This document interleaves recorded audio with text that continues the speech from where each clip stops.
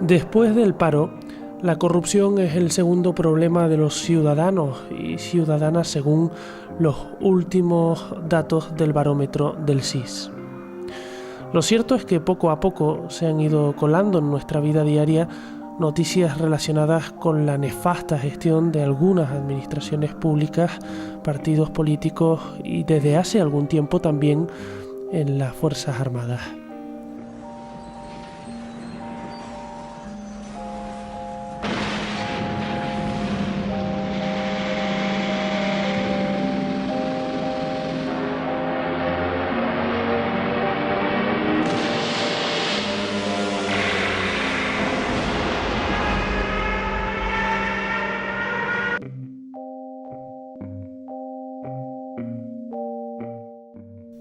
El teniente Luis Gonzalo Segura pone cara a esta denuncia.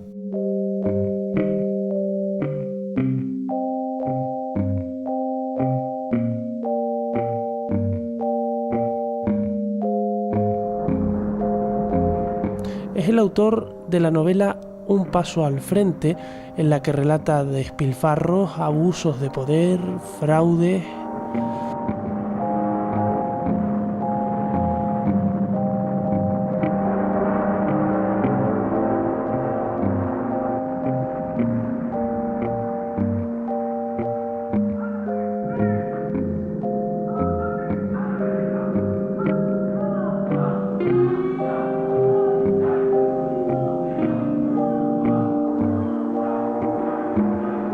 Su conversación está cargada de historias, presiones, 2 meses de cárcel, persecuciones.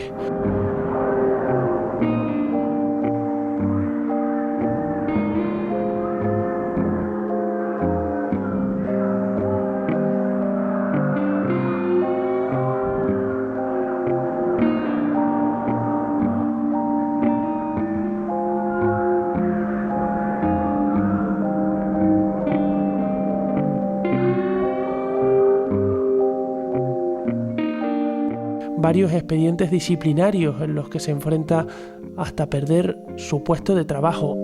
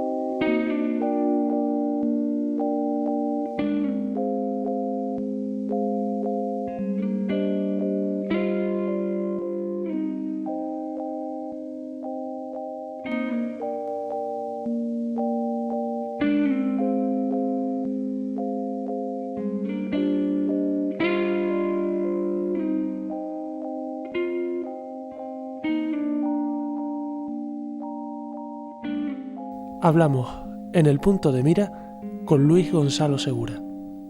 ¿Qué tal, primero que nada? Bien, bien. Cansado, un poco abrumado por todo lo que se está dando, tanto a favor como en contra. Pero bien, ¿no? Recibo muchas muestras de apoyo, pero también insultos, ¿no? de una parte de esa parte de las Fuerzas Armadas que no quieren que esto cambie, ¿no? Entonces, bueno, abrumado en todos los sentidos, ¿no? ¿Por qué entra Luis Gonzalo al ejército? Por vocación. Yo creo que es un mundo muy atractivo, ¿no? Yo creo que cualquiera que hayamos visto películas o hayamos leído libros, yo creo que es un mundo muy atractivo, ¿no? Y luego, pues bueno, yo en su momento estaba estudiando geografía, visitamos el Centro Geográfico del Ejército, me gustó, solicité el poder entrar en el Centro Geográfico del Ejército, conseguí plaza y ahí comenzó un poco mi vida en las Fuerzas Armadas, ¿no? ¿Se esperaba antes de llegar al ejército las cosas que después vio? No me lo esperaba, no. Yo creo que no. Además es un tópico que en las Fuerzas Armadas te digan, bueno, pues si no querías esto no haber entrado, ¿no? No, pues yo no me lo esperaba, ¿no? Yo pensaba que las Fuerzas Armadas eran unas Fuerzas Armadas profesionales, ¿no? Por ejemplo, yo pensaba que los soldados eran soldados profesionales y luego he descubierto que realmente lo que son reclutas encubiertos, ¿no? Realmente, en lugar de tratarles como soldados profesionales con la dignidad que se merecen, pues se les trata como reclutas, ¿no? Entonces, eso yo no me lo esperaba ni me lo imaginaba, ¿no? A mí en su momento, cuando yo fui soldado, pues me hicieron recoger colillas. Es obvio que yo no me imagino a la Policía Nacional recogiendo colillas por mucha necesidad que haya de ello, ¿no? ¿Por qué? Porque su trabajo se ha dignificado, ¿no? Yo creo que el del soldado necesita dar ese paso, esa profesionalización real y se necesita dignificar tanto a nivel salarial como a nivel de eliminar esa precariedad laboral, ¿no? Que tanto daño hace. Entonces ese es uno de los muchos aspectos que yo no me imaginaba que sucedían, ¿no? ¿Cuándo empezó a ver cosas extrañas? Estuvo 3 años, ¿no? Aproximadamente Sí, como soldado, luego ascendido a teniente. ¿Cuándo empezó a ver que algo no funcionaba? En el día a día, el nivel del mundo paralelo en el que viven las Fuerzas Armadas, el nivel de corrupción, de abusos, de privilegios, es enorme y lo peor es que está normalizado, ¿no? Es algo que se ve como normal, ¿no? Que te hagan recoger colillas es normal, ¿no? Que haya determinadas prácticas pseudo-mafiosas son normales. Entonces, pues al principio, después del periodo de academia, bueno, pues tú te has creído un poco esa película, ¿no? Entonces piensas que vale, igual esto tiene algún sentido, pero claro, luego en el día a día vas descubriendo que eso no tiene ningún sentido, que el único sentido que eso tiene es perpetuar una serie de castas, de feudos, de situaciones que desde luego son completamente anacrónicas y que son completamente incompatibles con una sociedad avanzada y democrática como debería de ser la española, ¿no? Entonces en el día a día te va costando, ¿no? Te empiezas a sentir como que formas parte de esa mafia, ¿no? Porque en el fondo formas parte de ella, ¿no? Porque cuando no transiges con cosas que no deberías de transigir, pues tienes que mirar para otro lado, porque no puedes enfrentarte a todo ese sistema que hay que cambiarlo de arriba abajo, ¿no? Es algo tan pesado, tan abismal, ¿no? Que aplasta a cualquiera, ¿no? Entonces es muy duro, ¿no? El día a día. Habla del ejemplo de las colillas, pero lo que se cuenta sí. En esta novela, en esta historia novelada Un paso al frente, son situaciones esperpénticas, sobredimensión de los tenientes, de los coroneles, de los generales, mala gestión de los recursos públicos al final. Son situaciones tremendas. ¿No? Sí, además me llama mucho la atención cómo una parte de la sociedad ha dado por completo la espalda a las Fuerzas Armadas y han permitido, en el fondo, desde luego no lo responsabilizo, pero han permitido que esto suceda con total impunidad cuando la sociedad lo está pasando tan mal y hay una queja tan importante pues por los servicios sociales, por la sanidad, por la educación, y sin embargo se están cometiendo auténticos disparates en las Fuerzas Armadas. Quiero decir, por ejemplo, tenemos la cúpula militar para un ejército de 600.000 militares y los soldados para un ejército de 50.000. Eso es un disparate. Está claro que hay una disfunción que van a pagar los ciudadanos. De tal forma que al año, si nosotros redujéramos ese excedente de oficiales que tenemos, podríamos reducir en casi 2.000 millones de euros el presupuesto del Ministerio de Defensa anualmente. Es decir, en 10 años eso son 20.000 millones de euros. Pero es que aparte están los planes especiales de armamento de los que estamos hablando de una deuda de unos 30.000 millones de euros. Y alguien dirá, bueno, es que hay que comprar armamento. Bueno, sí, pero hay que comprarlo con sentido. Porque de momento tenemos el submarino que nos flota, que parece una risa, pero son 2.150 millones de euros que le cuestan a los ciudadanos.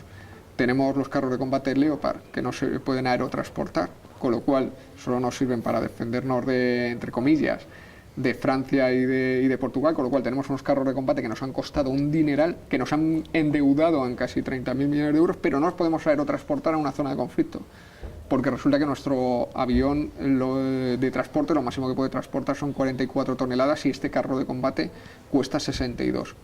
Bueno, pues esto es un disparate y otro disparate y otro disparate y otro disparate que paga la ciudadanía.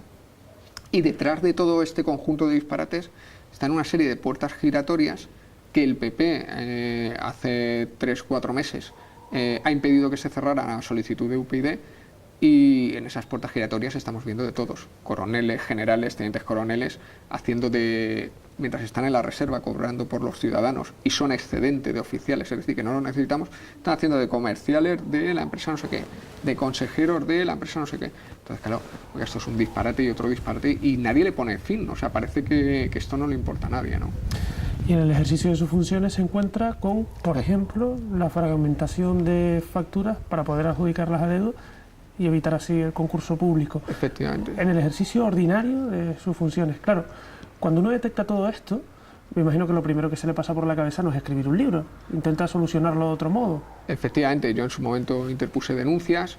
Bueno, primero lo intenté solucionar, a ver si esto se podía solucionar de forma verbalmente. Algunos fallos o disfunciones sí se hicieron, pero otras no. Y sobre todo, cuando vas a un tribunal y presentas esta serie de pruebas que son tan evidentes de que algo está pasando, y te das cuenta que no solo no cogen las pruebas que tú les das, sino que no llaman a declarar a las personas que tú les dices y no hacen una auditoría, no hacen un estudio del incremento patrimonial de las personas que puedan estar involucradas, pues te das cuenta que aquí lo que quieren es cerrarlo, ¿no? En las Fuerzas Armadas, cuando hay un mando que es corrupto, que malversa, lo máximo que puedes conseguir es encarcelar en un caso extremo a un mando.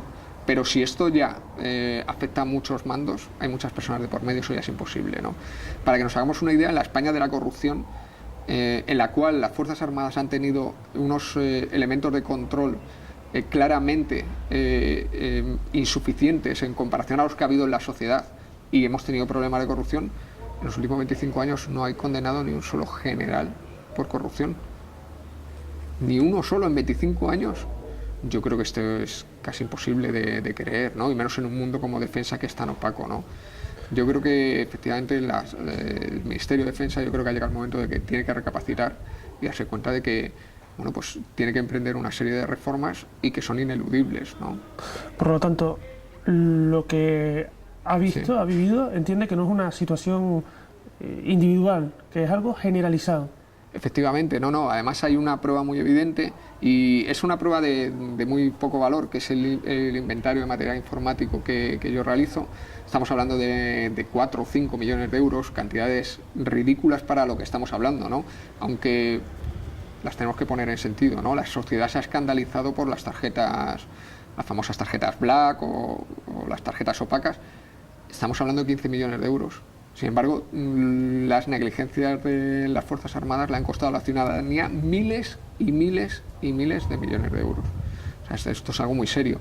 Bien, pues estos 5 millones de euros, que son un poco ridículos en comparación a todo este contubernio que hay ahora mismo en las Fuerzas Armadas, lo que demuestran es que hay un fallo de contabilidad o una disfunción contable en todas las unidades del Ejército de Tierra, o en la mayoría de ellas, ¿no? Es la primera vez que tenemos una prueba fehaciente de que efectivamente se está malversando el dinero en las unidades de las Fuerzas Armadas. Y sin embargo, nadie hace nada. O sea, presento esta prueba ante un tribunal y nadie hace nada. O sea, es algo que roza el delirio, ¿no? Me hablaba de los generales, sin embargo, sí se puso en contacto con usted un general antes de la presentación del libro para animarlo a reconducir su... Sí, para que trabajara normalmente, actitud, ¿no? Porque se ve que cuando trabajas y denuncias los hechos que son evidentemente corruptos, pues eso no es trabajar normalmente. Yo entiendo que trabajar normalmente es mirar para otro lado, ¿no? Pero bueno, yo desde septiembre del 2011, en el que me firmé el contrato de larga duración y estabilicé mi carrera profesional, y eso ya impedía que me pudieran expulsar, a partir de ese momento yo en el 2012 empiezo a denunciar todo aquello que veo que no está bien y que se tiene que denunciar. ¿Por qué no lo hice antes? Pues supongo porque es muy difícil, por esta serie de presiones también, porque cada vez que vas a hacer una denuncia pues te encuentras al general de turno que cuando no te ofrece cosas pues te presiona con que tienes que tener cuidado porque yo no te voy a hacer nada, pero igual alguien se lo toma mal y entonces te bajan las calificaciones, entonces no te dan los destinos que quieren, entonces bueno, no renuevas, ¿no? Al final te ves muy presionado, ¿no? Pero bueno, llega un momento en el 2011, por eso yo siempre hablo de lo importante que es eliminar la precariedad en las Fuerzas Armadas, porque la precariedad es un caldo de cultivo ideal para este tipo de abusos, ¿no? En algún momento dijo, me estoy metiendo en camisa de once varas, mejor olvidarse de esto e intentar llevarlo lo mejor posible, o siempre tuvo claro que había que visibilizar esta situación? Sí, sí, por supuesto, ¿no? Sobre todo, también es algo que se va produciendo de forma escalonada, ¿no? Porque tienes un miedo dentro del cuerpo. Yo creo que estas grabaciones que han salido son muy importantes desde el punto de vista de demostrar las presiones a las que puede ser sometido alguien que tiene intención de denunciar o de cambiar el sistema. Entonces, al final tú tienes miedo, es inevitable. Yo recuerdo el primer día que presenté la primera denuncia, que yo me levanté y andaba por el cuartel y no sé, andaba expectante, extraño, como, bueno, a ver si va a venir aquí la Guardia Civil y me va a detener o algo, ¿no? Te sientes un poco como un delincuente, como un traidor, ¿no? Es una sensación muy extraña, pero poco a poco vas perdiendo el miedo. Entonces, bueno, una denuncia conduce a otra, vas dándote cuenta de que no pasa nada, que estás cumpliendo con tu obligación, y yo creo que poco a poco vas creciendo. Entonces yo espero que este camino que yo he emprendido pues valga para que otras personas hagan lo mismo, ¿no? Se recrudece ese control, esa presión con la presentación de Un paso al frente, ¿no? Un paso al frente supone una novela que refleja parte de lo que estamos hablando en esta conversación, y claro, se encuentra en las presentaciones de los libros como van a grabar absolutamente todo lo que dice, sí, un seguimiento, ¿no? Absoluto, ¿no? Sí, porque yo creo que se dan cuenta del peligro que tiene el libro. Realmente el libro recopila, aparte de vivencias, recopila una gran cantidad. Al final hay un enlace, hay 11 páginas con enlaces a diferentes noticias, recopila gran cantidad de noticias en diversos capítulos, pero claro, el libro tiene un potencial que no tiene una noticia, y es que la noticia es muy efímera, el libro no, y lo segundo, el libro es recopilatorio. Entonces, claro, cualquiera que lea el libro, bueno, pues va a tener una idea muy clara de forma global de lo que sucede en las Fuerzas Armadas, y a partir del libro creo que es un punto de crecimiento de tal forma que desde que ha salido el libro, cualquier denuncia de corrupción es asociada al libro, y todo el mundo dice, ¿ves? Efectivamente, lo que contaba esta persona es cierto. De hecho, desde que se publica el libro hasta hoy han salido muchas denuncias que han ido corroborando lo que en el libro se cuenta, ¿no? Y eso le supone expedientes, por supuesto, que le han llevado a estar en todo la tipo cárcel, de persecuciones, una huelga de hambre. Yo ahora cobro el 25% menos de lo que cobraba antes de empezar esta historia, y voy camino dentro de unos meses a cobrar el 50%. Hay hechos que son más sutiles que otros, pero sí, esto es como enfrentarse con una mafia, ¿no? Para que nos hagamos una idea de lo que están haciendo con mis amigos, de forzarles a que no me hablen y pierdan la amistad conmigo. Es una técnica pseudo mafiosa, ¿no? Y desde luego el expediente gubernativo por el libro, en el cual yo puedo ser despedido por la famosa carta que viene en el epílogo, que es una carta de ficción, escrita por un personaje de ficción a otro personaje de ficción. Yo creo que eso va a pasar a la historia de la infamia de las Fuerzas Armadas. Es decir, de hecho, es más, yo creo que el ministro de Defensa lo que tendría que hacer es abrir un expediente y expedientar al GEME por abrirme a su vez a mí un expediente, porque ese es un expediente que ya no ataca ni siquiera a la libertad de expresión, que está ya concedida y recogida en diferentes sentencias del Tribunal Europeo de Derechos Humanos. No, es que ataca la libertad de creación literaria. O sea, me parece que eso ya roza el absurdo, y de verdad yo creo que el ministro debería de plantearse abrirle un expediente al GEME, ¿no? Una carta que está dirigida al actual ministro, a los pasados y a los futuros, y que empieza algo así diciendo que si ha leído el libro probablemente no le interese absolutamente nada la carta, ¿no? Realmente, Sí. ¿Merece la pena? ¿Se esperaba que esto fuera así después de presentar el libro? ¿Que merece la pena denunciar este tipo de cuestiones a pesar de lo que está sufriendo? Sí, desde luego, no me cabe la menor duda. Yo lo he pasado muy mal. Quiero decir también que yo me autosuicidé, entre comillas, pensando que esto no iba a tener ninguna difusión. O sea, yo sabía las consecuencias negativas, las tenía muy claras, pero las positivas yo no pensé que iba a salir tan bien como al final ha salido. Pero sí que merece, porque es una cuestión de conciencia, ¿no? Llega un momento en el que si no haces esto te conviertes en un mafioso más, entre comillas, ¿no? Y tienes que hacerlo. ¿Por qué? Porque al final hay muchos oficiales que me dicen, bueno, es que eres injusto porque generalizas. Porque yo no me he llevado un céntimo, ni he acosado a nadie, ya. pero tú eres oficial y tienes una responsabilidad, y si ves que tu compañero lo hace, lo tienes que denunciar. Y si ves que eso sobre alguien se produce un acoso y lo denuncia, tienes que respaldarle, y eso no se está produciendo. Entonces, en la cúpula militar hay muchísima complicidad o corporativismo, y desde luego lo que he hecho, a pesar de todos los insultos, a pesar de lo que sé que va a venir ahora, porque esta batalla nunca se va a ganar, no se puede ganar. O sea, el sistema me va a aplastar de una forma u otra. Y está el juez Silva, que ha sido inhabilitado por 17 años, y antes incluso le difamaron y sacaron historias personales suyas. O sea, no puedo luchar. Ninguna. Esperanza a nivel personal, ninguna. Yo voy a ser aplastado por el sistema con toda seguridad, de una forma u otra, por las buenas o por las malas. Pero esto es una semilla, una semilla a partir de la cual puede crecer. Yo creo que es una semilla a partir de la cual, si el ciudadano lee este libro y después investiga y se da cuenta de lo que está pasando en las Fuerzas Armadas, el ciudadano, que es el que puede, porque el militar no puede, militar al final forma parte de esta mafia muchas veces forzado, porque se está jugando su propio trabajo, ¿no? Pero no quiere el militar, ¿no? Somos los militares los que estamos pidiendo a la ciudadanía que presionen, ¿no? Y yo creo que si los ciudadanos toman conciencia de que en el Ministerio de Defensa está pasando algo muy serio, que les está afectando además a su propia economía y a sus propios servicios sociales, yo creo que son ellos los que van a exigir que estos cambios se produzcan, ¿no? ¿Se han interesado los partidos políticos por la situación no suya, sino por lo que cuenta? Pues UPyD ha hecho un trabajo fenomenal, Irene Lozano, en Izquierda Unida Gaspar Llamazares, en Podemos también se han interesado tanto Pablo Iglesias como Lola. Han hecho un gran trabajo, pero hecho en falta tanto al PP como al PSOE, ¿no? Yo siempre digo que la corrupción, las negligencias, los abusos, las malas prácticas, las tenemos que corregir todos, ¿no? Y yo he hecho en falta aquí hay tanto al PP como al Partido Socialista. Más al Partido Socialista que al PP por una sencilla razón, porque es oposición. Y como oposición no sé dónde está. Es obvio que si no está aquí es porque sabe que es tan responsable como el Partido Popular en todo lo que está pasando. Y desde luego dice muy poco en favor de ellos, puesto que sus dirigentes han vivido en la clandestinidad. Saben lo que es la clandestinidad y lo duro que es. Y bueno, que permitan que a mí me estén haciendo lo que me están haciendo, que me hayan encerrado como me han encerrado, sin hacer un triste comunicado, me parece que es una postura muy, muy lamentable por su parte y que demuestra el punto de responsabilidad y de culpa que tienen todo esto. Pero bueno, yo no sé, soy optimista y me gustaría que un día viniera el ministerio y dijera: señores, tenemos un problema, vamos a hacer una auditoría externa, vamos a ver los problemas que hay, vamos a hacer estudios y vamos a reformar las Fuerzas Armadas.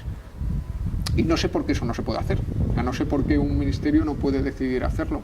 Y creo que quedarían muy bien de cara a la opinión pública. Y bueno, yo no me lo explico, no lo entiendo. Pero ninguna esperanza de que eso suceda. De que eso suceda, no. Lo que estamos viendo en España, que es en general, cuando un ministro o en un ministerio hay un problema, pues primero que nadie dimite, segundo que nadie intenta cambiar lo que sucede. En general la idea es matar un poco al mensajero, ¿no?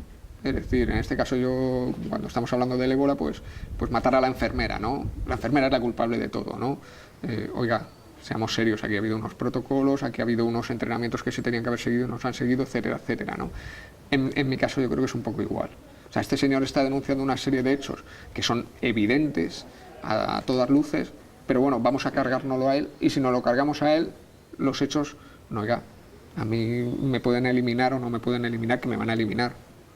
Pero los hechos siguen estando ahí, el excedente oficial sigue estando ahí, los 30.000 millones de euros de deuda siguen estando ahí, los planes especiales de armamento siguen estando ahí, las puertas giratorias siguen estando ahí, las malversaciones, las corrupciones, los privilegios, esto es una lista interminable, siguen estando ahí, no van a desaparecer porque a mí me eliminen.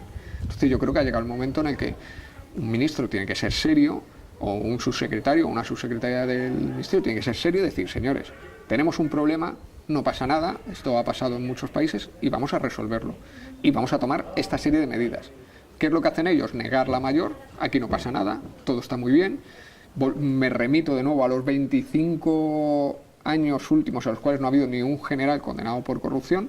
Esto está perfecto y aquí que se lo crea todo el mundo, ¿no? Y hay un momento en el que los ciudadanos eso ya no se lo pueden creer, ¿no? Cuando dice me van a eliminar, está pendiente de la resolución de un expediente por haber aparecido en el intermedio, sí, uniformado. Exacto. Al ejército no le gusta que sus miembros se hagan famosos por salir en televisión. La culpa es de la legionaria de Gran Hermano. Bueno, Luis, yo no conozco el lenguaje castrense, pero cuando un general te dice que no seas un tocapelotas, ¿es su manera sutil de decirte que o te callas o vas a hacer guardias hasta el 2045? Por supuesto, y cosas peores. Evidentemente es terrible la situación de muchos militares que quieren denunciar hechos como el mío y no pueden, porque a partir de incumplir... Yo creo que me van a expulsar de las Fuerzas Armadas o, en su defecto, me van a mandar a una unidad en la cual pues me estarán esperando una serie de mandos pues para acosarme laboralmente e intentar maltratarme psicológicamente todo lo que puedan hasta expulsarme del sistema, ¿no? Yo creo que eso es obvio que va a suceder y bueno, y si no es así pues me desprestigiarán o inventarán cualquier historia. Me refiero, es el poder, es el Estado. Si se están gastando un dineral en seguirme de un sitio a otro, en grabarme, obviamente tienen todo el poder del mundo, tienen los medios de comunicación a su disposición y bueno, yo no soy nada más que una pequeña chinita en su camino, pero lo importante es que este mensaje cale, ¿no? Que el ciudadano lea el libro, que la sociedad se entere de lo que está pasando en las Fuerzas Armadas y que reclamen su dinero, porque yo he hablado con antimilitaristas, por ejemplo, con independentistas, y me vienen a decir, bueno, es que no son mis Fuerzas Armadas. Sí, pero ¿tú te crees que tú marcas una casilla en la declaración de la renta y dejar de pagar esos 30.000 millones de euros de deuda? No, es que lo vas a pagar tú, ¿no? Entonces, tenemos que concienciarnos de que las Fuerzas Armadas son de todos y que todos las pagamos. Entonces, yo creo que ese es un mensaje que debe de calar y, sobre todo, pensar que todo lo que permitamos que se haga mal en las Fuerzas Armadas va a ser dinero que se va a perder para otras cuestiones o para otras partidas presupuestarias que yo creo que son mucho más importantes. ¿Qué se encuentra cuando va a presentar el libro a los diferentes lugares en los que ha estado? ¿Quiénes, además del control de esas presentaciones, ¿no? Porque además está absolutamente documentado, es un trabajo, por otro lado, extraordinario. Extraordinario, sí. Está muy bien hecho, ¿no? Muy bien controlado. Además de eso, ¿quiénes se acercan? ¿Qué le dicen? ¿Qué le cuentan? ¿Qué percibe? En general, la mayoría de los militares están completamente desesperados, ¿no? Como he dicho, hay mucha precariedad laboral, hay mucho maltrato sobre todo a los soldados, pero a todas las clases en general, los suboficiales también, se les trata en muchas ocasiones de forma indigna. Yo creo que hay mucha desesperación en el ámbito militar porque hay muchos militares que no se sienten a gusto con lo que están viviendo y que quieren cambiarlo. Pero claro, el sistema es terrible, ¿no? Todo aquel que ha intentado cambiar el sistema o que se ha enfrentado a él ha terminado expulsado del sistema, ha terminado con una baja psicológica, ha terminado ganando menos dinero o ha terminado en un destino peor. Entonces, claro, eso al final es un mensaje que cala, ¿no? Es el miedo, es un mensaje que cala. Y por eso digo que debe de ser la sociedad la que empuje, ¿no? Los militares estamos gritando y solicitando auxilio, pero tiene que ser la sociedad que nos ayude, ¿no? Por terminar con una nota optimista, la única solución pasa porque la ciudadanía tome conciencia de lo que está sucediendo e intente cambiarlo. Eso es. Y yo creo que se puede hacer, ¿no? Si la ciudadanía presiona, la ciudadanía en estos últimos años ha demostrado que en una democracia puede conseguir muchas cosas, ¿no? Por ejemplo, han sido capaces de paralizar la ley del aborto sin entrar en si yo estoy a favor o en contra, no entro en ese debate, sino la han paralizado, ¿no? Entonces, cuando la ciudadanía quiere hacer algo, lo consigue, ¿no? Aquí en Canarias, pues yo creo que también hay una lucha con el tema de las extracciones petrolíferas y bueno, yo creo que cuando el ciudadano de forma mayoritaria quiere algo, lo consigue. Y si el ciudadano de forma mayoritaria exige un cambio en las Fuerzas Armadas, no va a quedar más remedio que reformar las Fuerzas Armadas, aunque a mucha parte de la cúpula militar eso no les guste, claro. Luis Gonzalo Segura, el teniente, no sabemos hasta cuándo, Segura, dice que seguirá denunciando la obsolescencia de una institución anquilosada en el pasado, una institución anacrónica y necesitada de una gran transformación acompañada de una enorme transparencia y libertad de expresión. Escuchándolo, parece que retrocedemos muchos años más de los que ya nos han hecho retroceder en los últimos tiempos.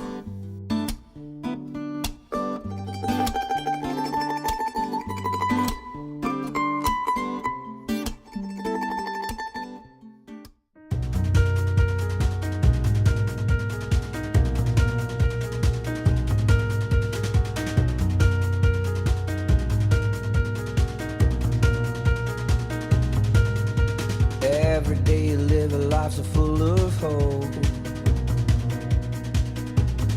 Shouldn't drag your soul around you like a length of rope. ¿Cómo es posible que a esos directores, a Ana Patricia Botín, le cubra el Estado una renta básica igual que a la de mi vecina que tiene 5 hijos y es viuda? A ver, nosotros hacemos los números y hacemos las preguntas y partimos de que hemos dicho que desde el momento que naces tienes derecho a una renta básica. En el momento que naces no se te pregunta si eres rico ni pobre. A la hora de no ser torturado, no se puede decir a los ricos no los torturamos o los torturamos y a los pobres los torturamos o nos torturamos. Es decir, por persona, un rico, el mismo rey, cualquier director, nosotros no hacemos una discriminación llamada positiva o negativa. El próximo jueves a las 8:30 hablamos con José Iglesias sobre la renta básica. En el punto de mira.